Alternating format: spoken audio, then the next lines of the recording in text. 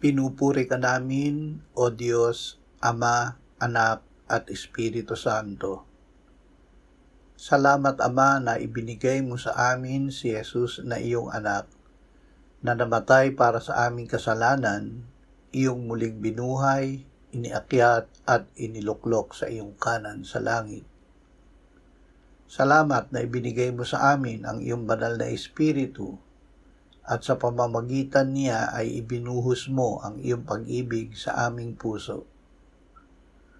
Ama, ang pag-ibig mo ay para sa lahat, kahit sa mga makasalanan. Gawin mo na mag-alab ang pag-ibig mo na inilagak mo sa aming puso sa pamamagitan ng Espiritu Santo, upang kami ay makaibig gaya ni Jesus, at maialay ang aming buhay bilang handog na kalugod-lugod sa iyo. Amen.